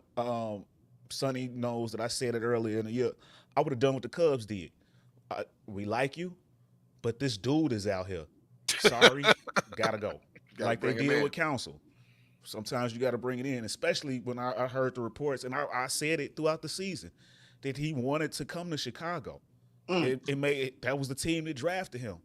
And now reports said that he had serious interest in coming there so he could coach the potential number 1 pick in Caleb Williams. If the Bears end up taking Caleb Williams, then I'm going to be extra mad they didn't get Harbaugh. Yeah. But moving right along, And this one, I ain't gonna take too much time on. I'm not gonna pick anybody specific. If you want to speak on it, I'll give you the floor for each one, any one of you guys. But NBA star former star Rajon Rondo was arrested on gun and drug charges. Now, this man was not permitted to be in possession of a firearm due to a no contact order being taken out against him, stemming from an incident in 2022 that they added on. They put the charges back on in 2023 earlier in the summer. So yeah, anybody got anything they want to mention about this situation? I'm the eldest statement in the room. Actually met Rondo in real life. Know a few people that know him. He is he loves his 𝑶𝒏. Let's go there. I ain't gonna put it, allegedly. He does like to smoke. Hopefully that's what he got caught with. We haven't seen what the actual evidence is. But as an NBA player, it was paraphernalia and marijuana. See, I didn't even know, but I already know this is his thing. He smokes. The one thing about NBA players, ex and current, they don't feel safe in these streets these days. They feel like they have to keep a weapon on them. So even with all that going on, they don't feel safe. So I feel bad for him. I hate to see that happen to him, but this is what you got security for. Guys got to learn. If you got to go somewhere and you need that, which you don't need to go. So I feel bad for him. Indiana got tough laws. We from Chicago, we know. Yeah. So we'll see if he can squirm out of this, because it's not like he's in the league. He's gonna have to end up finding a lawyer. Hopefully he can get out of that. But hopefully this is something that we don't see a lot. Hopefully we don't see Rondo go to jail over that. Yeah. To that I will say, normally when I see marijuana charges and possession of a firearm, I write it off. I totally understand, better to be caught with it than without it. And marijuana is, it's legal in some states. Indiana is not one of them. Yep. But I do get that. But the issue is his priors. I don't know if you recall, but the reason why he's not allowed to have possession of a gun is because he went and tapped on his baby mama window with a gun, threatening to kill her. That's a problem. Yeah. That's a problem. He don't have the NBA machine behind him anymore, neither. Yeah. But with that being said, anybody else? Yeah. All right. So we can move on. NBA deja vu. This is a pretty fun topic. Last week we talked about how Embiid and Towns both dropped 60 points on the anniversary of Kobe's 80-point game. And it was the first time two players did it since like 1978. And then we started the week that way, and then we ended the week that way with Luka and Devin Booker each doing it on the anniversary of Kobe's death. And the ironic part about both of these games is that the 70-point games both ended in wins for the team. The 60-point games both ended in losses. EJ, I'm gonna throw it to you on this one. You got any takeaways from those games? Look, I just can't wait till we get to the conversation where does Luka Doncic rank? Where do you all rank him in the NBA? Because I see a lot of, especially on Just Fans talking sports, boy, people don't want to give Luka his props. So just going back to context, what'd you say? Luka's well loved on this show. We love give him a lot of love. Remember, they in Dallas. They in Dallas, so they get to breathe the Luka air. Love Luka. Yeah, and I'm not a Dallas fan, even though I'm, but it's just because of the color scheme. I'm Bulls all day. But if you ask me, the only difference between Luka and the Joker is the victories. That's it. If you look at them both, you swear they the same player. They got the same athleticism, the same speed, the same body build. It's just the size difference. I'm telling you now, it's going to happen. Get ready for it. It's going to happen. Those two are going to play with each other one day. Facts. I believe that. I've been seeing a lot of stories about that. They're going to be on the same team one day. It's going to happen. But going to the context of what you're saying, I think it's, you know what, people get caught up into this conversation of the lack of defense compared to older eras, and there's a whole different context. It's a whole context we can discuss on another day about that topic. But we're gonna learn to appreciate what's happening now. All right. So even with the deja vu topic, yeah, I mean it's a cool storyline, but to me, it does a little.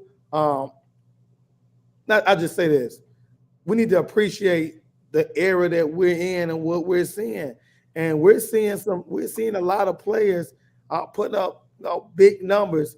These guys are, I mean, they're not afraid of the moment. They know their role. It's a lot of alpha scores in the NBA. So just to see this crazy week, man, hey, this was amazing. And again, anytime you can see something that may not happen again or may not happen for a long time, like, and I know this sounds crazy, but we may not see another Luka for a very long time. And then Devin Booker scoring, and B, man, and B can almost do anything on the court except being clutch when it matters. But in the playoffs, but hey, I like Embiid, like Embiid game, and then Towns is a great scorer. So to me, it does justice to this current era, which is an era where these young guys, whether you a center, point guard, two guard, doesn't matter. They're bucket getters. All right. And we just gotta appreciate that. So to me, it's just something that it's the kind of like the caveat, it's the cherry on top of what this era is. It's a scoring era, and there's nothing wrong with that. Y'all mind if I go next? I know I always go last, but go ahead, I want to piggyback off of that. I think people seem to forget when they talk about this era and the lack of defense. This is what the NBA wanted. This is the reason why they changed certain calls to be the way they are. Right. What they say in baseball, it's all about the long chicks dig the long ball. Straight up. The scoring is what's growing the game. Yes. Love it or hate it, but that's what today's the youth and the children overseas everywhere, that's what they want to see. They want to see scoring. Steph Curry, he changed the game with the crazy threes from all over the place. This is what the NBA was wanting from the moment Jordan left. Like literally, this is what they got at when they took away the hand check. They took away the hand check. So many other calls. I'll get tongue tied just talking about them. And my biggest takeaway from last week is Kobe. The memory of Kobe will never die. Embiid and Towns did their thing on the Kobe anniversary of the 80. Luka and Booker did their thing on the anniversary of Kobe's passing. Kobe is who shined this week to me. And I'll just leave it at that. He will never die. Big money. Yeah, y'all hit everything. There's nothing for me to say. Next topic. my teal brethren. First of all, R.I.P. to Kobe Bean Bryant. Y'all know, like I always say, Michael Jordan made me like basketball. Kobe Bryant made me love basketball. And as you can see, it wasn't just me. Kobe really had it's funny when you look at how many people talk about what Kobe meant to them. When he died, you just saw so many stories of stuff you never heard, you never knew. And I love that because they all kept that to themselves because they all love this man to a different extent. And a lot of the players we saw do their thing over this last week were guys that really love Kobe. That when they talk about their favorite players, they say Kobe. Now I do want to say this as an older guy when it comes to the NBA. I remember, not too long ago, it was hard to put up 100 points in the NBA. Those were some boring games. It was days you did not want to watch NBA. Oh, Charlotte playing against Indiana, I ain't watching that game.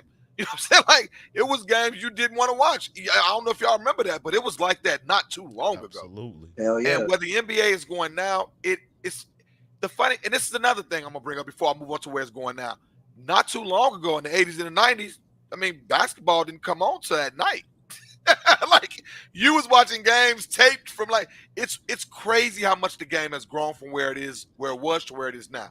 Now, let's get into 2024. It's a scores league, baby. Come on, we want to see somebody get nutmegged. We want to see somebody get crossed. We want to we want to see on your head. Like, think about all the stuff.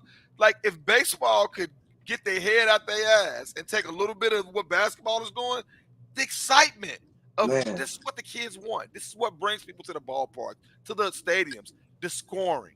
They want to see the excitement. They want to see somebody get dunked on. They want to see long threes. They want to see that, and that's what we're getting. So, yeah, I'm not going to lie. I do want a little more defense. I think I saw something about Adam Silver even said, where they got to find a medium because, I mean, I'm not going to lie. I don't want to see 140 to 145 every night. That is crazy. Like, They used to be it's the fun. all-star. It's fun, but on the other side of it, like, you can just tell it's draining these guys. This is why injuries are up, too, if you ask me.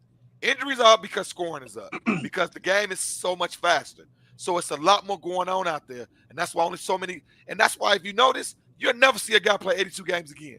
Not somebody that averages 30 to 35 minutes a game. You'll never see it because the speed of the game is tough. And these guys can't – their bodies can't take that. But you got to love it. It was an exciting week. It was fun seeing these guys doing their thing. That Luka game was crazy. That was a crazy game.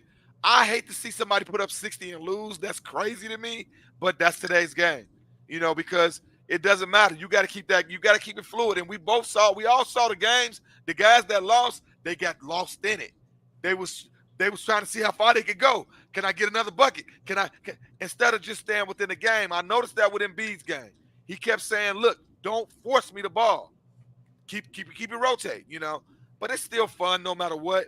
I don't care what y'all say. We've all played a little basketball. Putting up 60 points in the Y is hard. Putting up 60 points at LA Fitness is hard. Imagine that in the NBA. This ain't easy, man. So people need to quit saying, "Oh, it's watered down." No, man. The game is getting better. These kids are better, faster, stronger. Dudes they doing something on the free throw line. I remember it be like one or two dudes that can do that. Now everybody can do that. Everybody can 60. Everybody can J.R. Ryder. Like, it's nuts. So I'm loving where the game is going. It's exciting. And I can't wait to see I can't wait for the playoffs. The playoffs is the best time. So I don't want to get ahead because I hate when the season is over. But it's going to be a great year. No doubt. No doubt. So the NBA All-Star starters were announced this past week. And shout out to me. I picked it to a T. I picked it to a T. And I'm gonna go to EJ on this one first because I know EJ is gonna have to leave us soon. This show we're going a little bit longer than planned. But real quick, the Western Conference starters: LeBron James, Kevin Durant, Nikola Jokic, Luka Doncic, Shai Gilgeous-Alexander. Eastern Conference starters: Giannis Antetokounmpo, Jason Tatum, Joel Embiid, Damian Lillard, Tyrese Halliburton. EJ, did the NBA get it right? The NBA 100% got it right. And I know I'm going to get some flack on this, all right? But it's the truth. I'm glad that politics did not supersede facts. And the facts is that SGA deserved to be a starter. All right. So I'm glad they didn't pull any strings to get Steph Curry as a starter. All right. And it's no knock on Steph Curry at all, but it's about time that these young guys get their just due. All right. There's no way that Luka should have been left off. There's no, especially with how his team is playing, SGA, how his team is playing. So I'm in the Western Conference, 100%. 100%. I love it. They got it right. And honestly, I was worried about Steph Curry being removing SGA from being a starter. And over in the East, I mean, it is what it is. Those are the five that should have been it. But to me, that's less controversial. The controversial one would have been Steph Curry, and I was worried about it. And I'm glad that the NBA got it right. The fans have, I believe, like 50% of the vote, and then it's the media and the coaches, so players. So I'm glad that the media, that the media and the coaches got it right, and SGA is getting his just due. One of the he's top 5 guard in the NBA. Nice. Big money. The only thing I was questioning, I feel like they got it right too. I just was like, Dame over Brunson? I don't know. But okay, I'm cool with it. I think Dame had the highest scoring average, and then they #2 team in the whole NBA at the time of the voting. True. But Brunson James will get on, he'll Brunson. get on the team this year. He gonna make it at the end. Yeah, I Yeah, know no he's gonna doubt. make it, but I was like, damn, like I thought. I'm not a Knicks fan, even though I'm a New Yorker. I just was like, okay, I'm cool with it though. Yeah. Yeah, there's no way Brunson beats out Dame. Yeah, Nah, he don't. not He yet. don't. I just Not yet. But was shout like, out to Brunson though. He balling. yeah, he balling. Yeah. So that was like, Thanks. they ain't gonna reward him for that. He'll make the squad. Okay, whatever. Yeah, he make the squad this year. Yeah, hell yeah. E Snow, what you think? I agree with y'all, man. They got it right. It's gonna be an all-star studded event. I love everybody they picked. We all are big ΣαG fans out here. You look, that's what I say. You in the right room. We love us some ΣαG. Shay. You know, I thought Shay. Shea was MVP. He been going deep in it. Yeah, you know. But no, man, they got it right. I love the teams. I'm putting it out there right now. Somebody putting up 200 points this year, straight up. Somebody In putting the up 200 All-Star? this year. Yeah, We've seen it, haven't we? I think And so. they Now that I going thought back to about the it. old. They going back to the old way of doing it. East West. East Yeah. West, no draft, and they not doing the staggered scoring. It's just gonna go straight through like it used to be. Thank you. I love it. Thank you. Yeah, I don't like all that extra stuff. Like, man, just play ball. Let's Yeah, Let's just play ball, man. yeah. Word. Yeah. Hey, They shout out to they announced today. It's not a topic on here, but they announced today that they're gonna have Steph and Yeah. 3-point what's my shootout. girl name? that's cool. Look, this is what they did for Steph. They said, look, we ain't gonna let you start, but we'll let you do that. Hey, this could be a topic for another day, but I want to ask you all something real quick, right? Is it me or like I miss how competitive those 90 All-Star, like I was like a couple of weeks ago, I was going back like actually watching the entire games. Like those games were competitive. Do you think that this new format going back to the East versus West, do you think that this year, out of all the years, has the possibility of going back to where it's like, okay, well, we're trying to win. And you may see a little bit of defense in the fourth quarter? Yeah, yes, because I think Dame and Giannis are not those type of guys. They want to beat the other guy. Right. Those two dudes, if nobody else, they want to beat the other guy. They don't like all that friendly. We are, so I think it's going to be a little more competitive. Right. And I say no because that was the reason they switched it in the first place. Oh. Because it wasn't competitive. That's why they went to the other format, trying to make it more competitive. And Dame, Giannis, and all of them was a part of that last run. So I'm going to say no. But hopefully I'm wrong. But these guys like to let each other do highlight plays. You know they're going to give Halliburton some love because they're in Indiana. But yeah, that's just this NBA. I'm with you though. They all buddy. I'm with you, EJ. I missed it. I missed the days when LeBron had. I remember that LeBron had 26, and Kobe was like, "I got it," and he ain't scored nothing else. You know the only thing that I think I missed that. I'm sorry. The only thing that is going to be competitive is going for the MVP.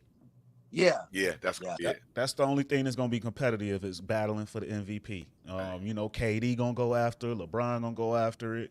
They going to Tatum gonna go after Halliburton mess around and drop a dub assist game. Yeah, it's gonna be. Yeah. I hope Halliburton have a good showing in Indiana because they need that. Yeah. Shout out Ja. We're gonna miss Ja this All-Star weekend. Big man. time. Yeah. Big time. I know we got 2 topics left. EJ, I gotta hit my man boxing. Get in there before you go. Yeah. We fine. You got no time for the boxing? Yeah, we gotta get my man in for the boxing. That's 𝑐𝒏. Let's get it in. All right, so we'll go through this real quick, but I don't know if y'all been paying attention, but my man Shakur Stevenson, he announced his retirement. The 26-year-old announced on X, Twitter, whatever you want to call it, that after 7 years he is retiring. EJ, do you think this is real, or you think he chasing for some clout, or is he doing the 𝑇𝑎𝑓𝑒MO thing? I'm out until they try to take my belt. Well, we definitely gonna have to, can we revisit this topic again next week? Absolutely. All right, so Absolutely. real quick, I just give you my short take on it. At the end of the day, you got to remember who Shakur Stevenson, like big brother mentor in the game is Bud Crawford. So when Bud Crawford left Top Rank, you know for a fact he spit game to his little brother, and Shakur Stevenson is seeing it. He's saying he's frustrated that he can't land the Devin Haney fight. He's frustrated that he's not going to get the Tank Davis fight right now. He's frustrated that because Lomachenko openly ducked him, right? So Lomachenko is fighting Kambosos right now, and then they just ordered for a title eliminator. I think it's William fighting I think Maxie Hughes, something like that. So it's setting up to where Lomachenko wins. He's going to, if Lomachenko wins, beat Kambosos, he's going to, have a shot to unify the titles at 35. So he's feeling left out. Can't go up to 40 and get the fight that he wants. So I think he's frustrated, and I think it's a PR move to try to set the table for him get out of his contract with Top Rank, and he'll be announcing his retirement soon. But he should have just went ahead. He should have went ahead and took the fight with the offer that was on the table for Devin Haney before. Man, sometimes you got to be the B side to get the fight going. But he's just frustrated. He's just frustrated. And his last performance wasn't the best performance. And he doesn't like to use excuses, but he had to come out about the hand injury. People was roasting him, so it's just not a it's not a good look right now in his perspective that people are avoiding fighting him, or they don't see the risk reward factor for whatever reason. He's not landing the big fights, and now Lomachenko is being set up to be in a position. So he may just have to ride this wave out for a little while, but he'll be back. It won't last long. D Snow. I agree too. He capping, big capping. I mean, and then all of a sudden today he drops on X Twitter the date of 420. I mean, is he getting high that day? I mean, why you bringing up 420? Like, wasn't that was Haney, wasn't it? That was Haney. I was Haney. Okay, I thought that was him. Okay, so wrong box. But I mean, y'all know me. I don't think he could beat Tank. I don't think that's the fight he won't. No way. Even though he swear he does. I mean, I'm not really into him like that. I watched him a few fights. I know y'all know him a little bit more than me. So I'm gonna kind of hold my judgment. I don't understand. Like I know anybody that fights under Al Hammond is never happy. So I just know he's trying to get out of there. I really believe and I love the EJ bought some insight I didn't even know about. Bob Aaron, yeah. And EJ bought some insight I didn't even know today. So I didn't even know all the other stuff was going on. Mm-hmm. And to me, I mean, Lomachenko has always been this golden boy that they keep propping up. Every time he gets slapped around, they put him away for a little bit. It's crazy. So yeah, I can see exactly what EJ saying. He's trying to get him up under all of that. Yes, big money. Yeah, EJ's right.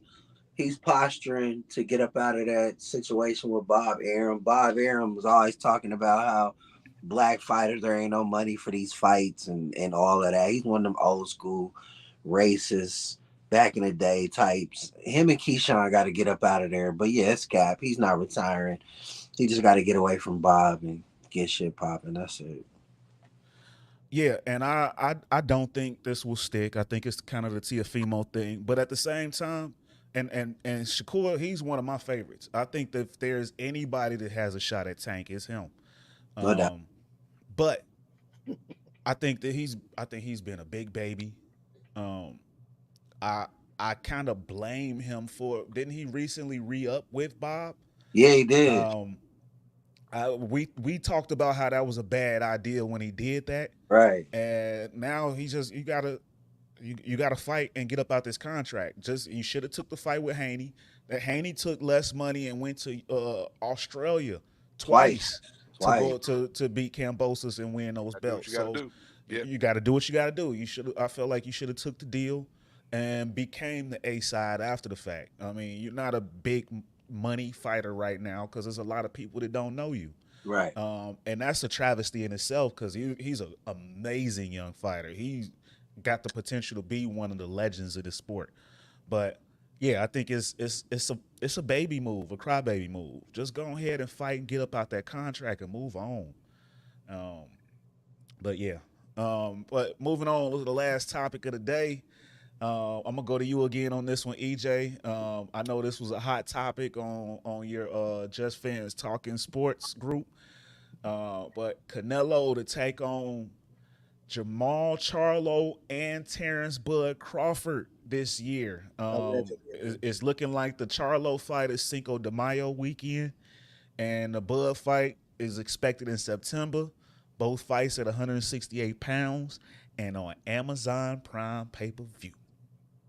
What? EJ, what Yeah, you well, think about it? we got to remember that that technically Canelo, right, and Terrence Crawford are free agents, right? They can pick and choose where they want to fight. So at the end of the day, I believe it's a way for Al Heyman to cash out, all right, before Crawford gets out the game. He's been on record saying he only wants to fight one, two, maybe two more fights, and that's it. And he's looking. He just had an eight-figure.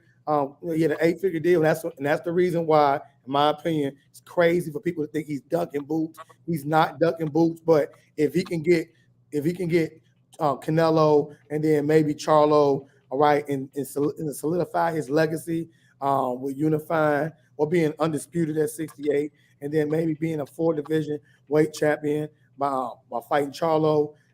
So I mean, can you really blame Bud? Especially with the contract situation he was in. So the controversial thing about this, all right, if I believe if it was Canelo versus Bud Crawford and then David Benavidez in September, everyone would be happy and satisfied. The reason they're not doing that is because David Benavidez is going to be their cash cow, right? And then that fight next year with Canelo will make a lot of money. But right now, they know that Terrence Crawford and Canelo clash is going to be very lucrative. Right. You're bringing a Mexican fan base with the black fan base.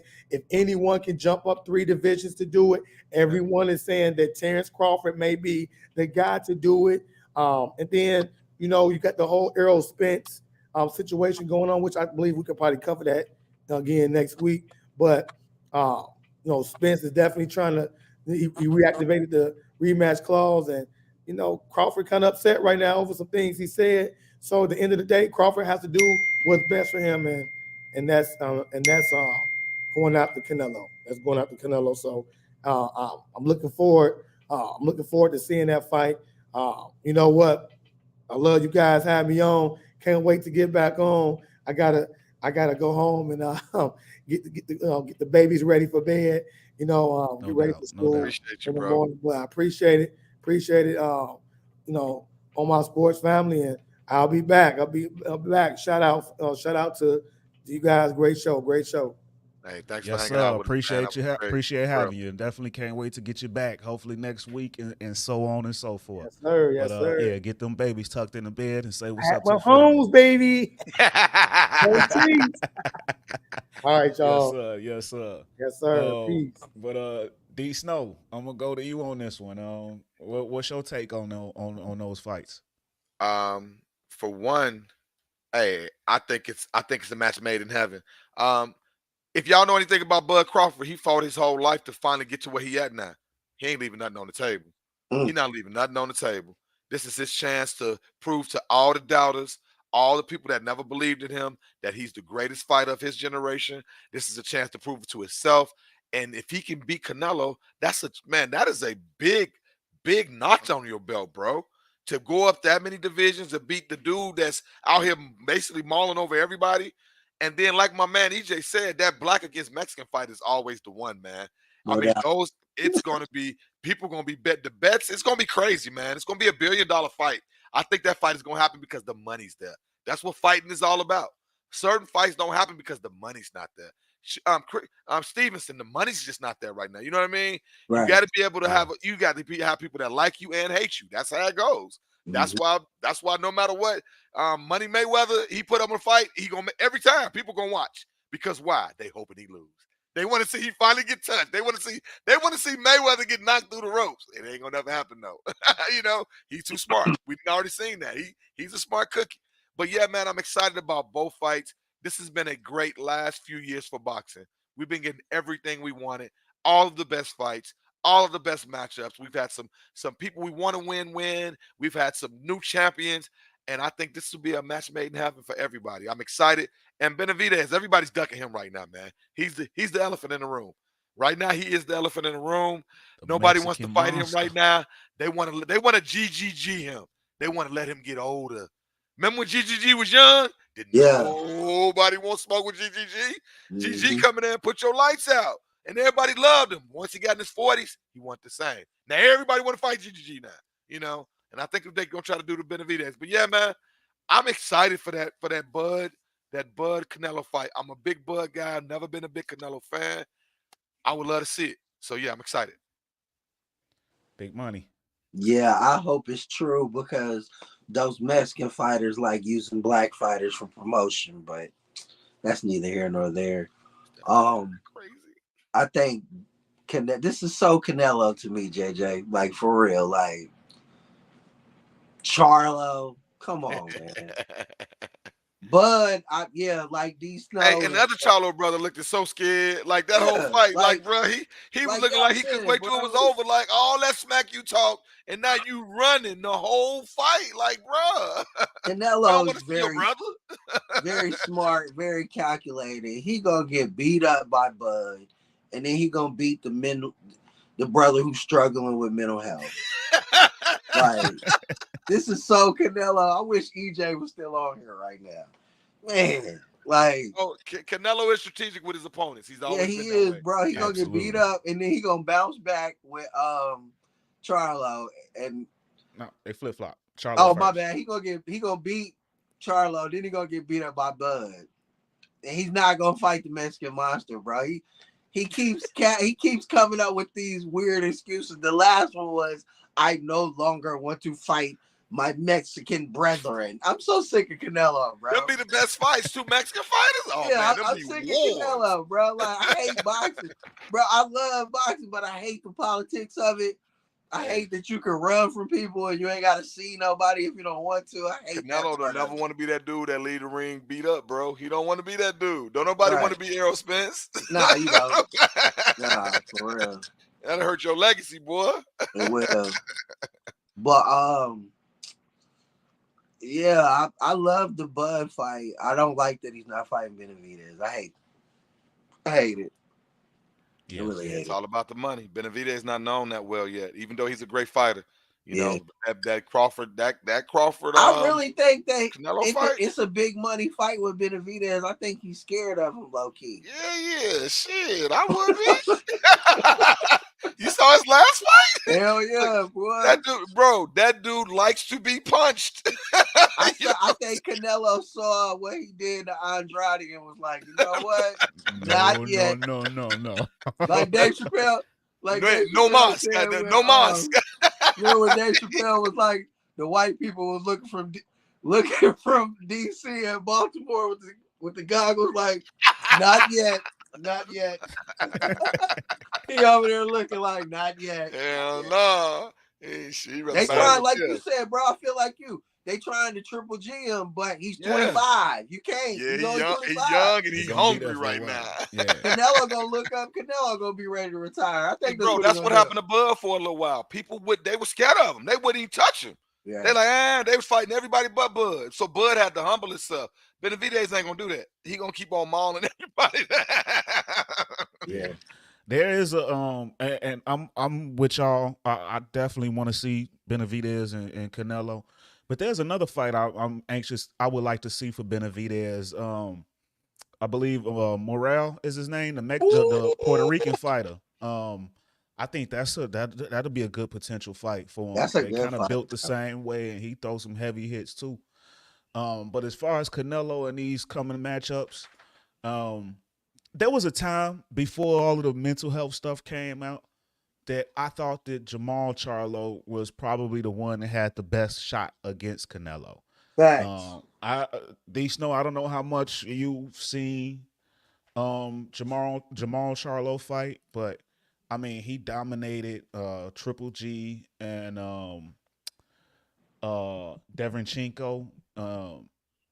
This guy is a knockout artist. Like he's stronger than the brother. No, I actually like the Charlo than brothers, Jamel. and I do like, I like him, and he is actually better than his brother, no doubt. I think it's gonna be a good fight, but it's like He the looked good in style his of last fight. fight, It's all too. about styles. He looked real good in his last fight. Yeah, it's styles though, and you can't walk down Canelo. You're not finna do that. And I think that mentally, he ain't in the game no more like he used to be. Right. He's not scaring nobody right now. Yeah.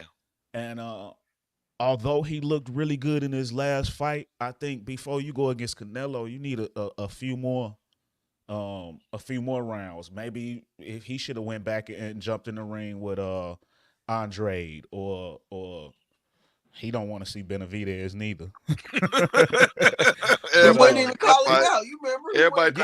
Yeah, he ignoring that. He don't exist in his book. He said, but these are big money fights for Canelo. So before he goes out, he gonna do it. I think for Bud to move up that big is, most would say, ill-advised, but Bud at the point in his career, he trying to make the biggest bag possible. He trying to make up for lost time, so I ain't mad at him for that. And he may have a shot. It's hard to say. That's a hell of a jump. That's a huge jump to go from 47 to 68, 3 weight classes. You said he walked around 170. We seen Money Mayweather do it. Walking around is different than fighting. We saw Money Mayweather do it. Money, that wasn't at that weight though. No, it was 54. That was a big jump though. Canelo was way bigger than him in that ring. Canelo and Mayweather was fight. They fought at 154, but Floyd only came into the fight at 48. Right, still way smaller than him. Yeah, cakewalked them. I'm talking about cakewalked them. And that might be the ticket. And that might be the ticket for Bud to come in a little lighter so he can maintain that speed. Don't worry about that 168. Be technical the whole fight. If he play technical the whole fight, it's Canelo. He gonna have Canelo upset. I think Bud could make some mistakes. I think Bud could knock him out if he come in at 154. He knocked Canelo out. I don't know if he could knock him out, but I think he could beat him. I still want to see Charlo win, but I don't think he will. Of recent, he don't really leave me with much in the way of belief. For real. But I hope I'm wrong because I love watching Charlo fight. I like Big Charlo. He's a good fighter. But these are big money fights for Canelo, so he finna get that bag on his way out of this PBC deal. Bro, you right though. You know who he need to fight before Canelo? Caleb Plant. You right. That'd be a good fight. That's another one I was thinking about. Yeah, because he got to get his lick back. Yes, Plant stole on him in the backstage of that of the last fight. I forgot about that. He ain't seen that. He owed him one. I can't believe he ain't seen him yet. He Rick James. So, absolutely. That boy Charlo got a big forehead. It's easy to catch. Now let me see. Absolutely. But man, with all that being said, man, ladies and gentlemen, another one in the books. Another amazing show. Shout out to EJ for gracing us with his presence this week. Today. And man, ladies and gentlemen, from us here at On My Sports, man, we love y'all. We appreciate y'all. And we out. Peace.